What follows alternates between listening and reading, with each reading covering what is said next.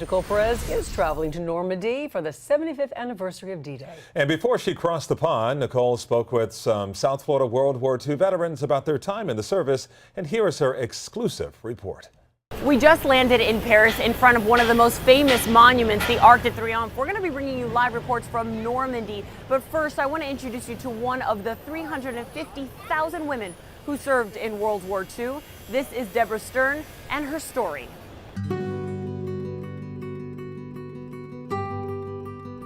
I did love the Army.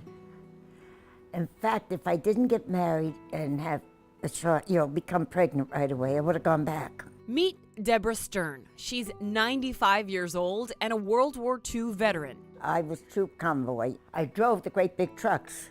I drove the fellas to the pier. At the time, she was just 20 years old and she was in charge of not only driving the troops, but the command car too.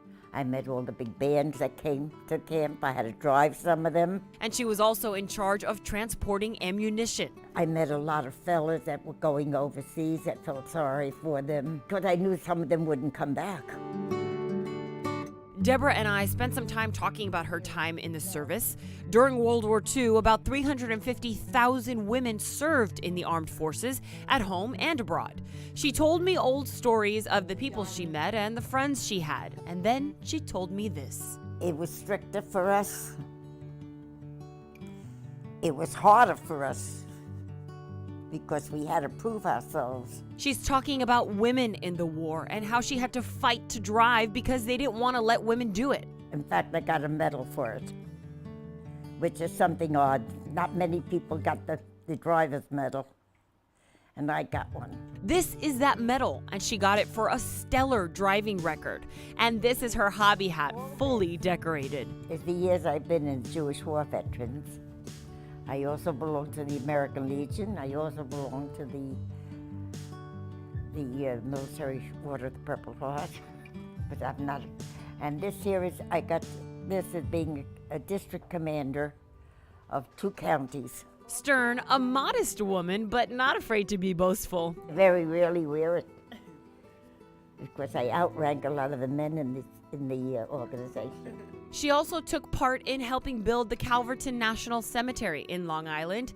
And while reminiscing on those days, she remembered. The landing at Normandy, that was a big thing. They fought for a cause. The cause was this country.